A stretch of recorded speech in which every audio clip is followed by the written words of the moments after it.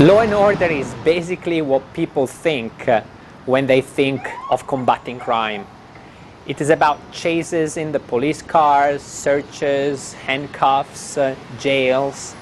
It is about the catching of bad guys, find them guilty and put them into prison. Often the media are blamed for inflating fear of crime and supporting punitive measures.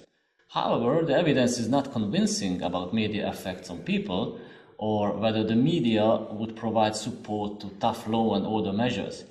It seems that politics may be more important in shaping people's preferences. Everywhere in the world, when the elections come, there is no shortage of politicians who make appeal to law and order.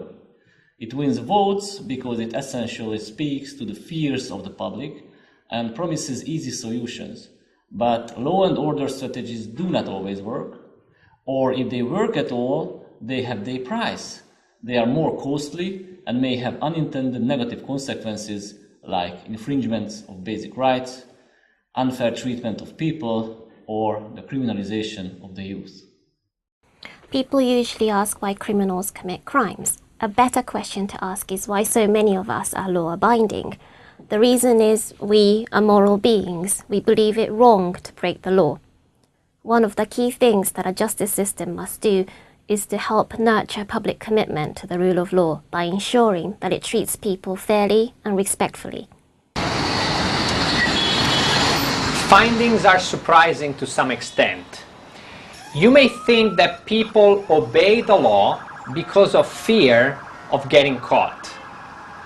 The whole concept of criminal law is based on the idea that people do not commit crime for fear of being punished.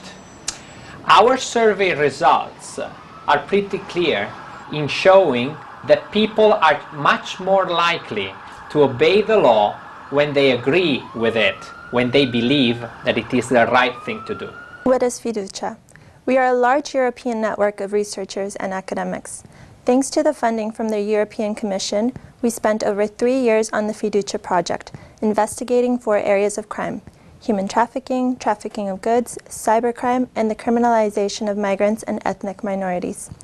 We have gained so much from the cooperation at the international level with experts and interviews with victims and NGOs.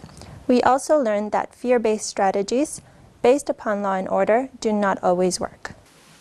Trust-based strategies are used to improve compliance with the law by strengthening people's sense of morally grounded obligation to obey. How do trust-based strategies and product piracy fit together? People are persuaded softly of the moral correctness of legal norms, for example by education campaigns that raise public awareness and inform about the negative impacts like health hazards, undermining of legal business or tax losses. Think of trust between victims of trafficking and authorities that are supposed to help them. If victims are afraid of authorities, why would they go to them? Engagement with migrant communities could help authorities to identify cases of trafficking and encourage migrants to come forward and report their cases to the police. Too much focus on immigration control can play into the hands of traffickers who exploit victims' fear of authorities and deportation. Promoting the trust of citizens is often a forgotten approach to preventing crimes. Yet, the electoral programs of several political parties refers to criminal law, although the criminal law only indirectly serves the purpose of prevention, and often raising penalties does not correlate with reducing crimes. La giustizia ha bisogno di fiducia. La justicia ocupa confianza. Δικαιοσύνη χρειάζεται εμπιστοσύνη. Правосъдието се нуждае от доверие, особено в Източна Европа.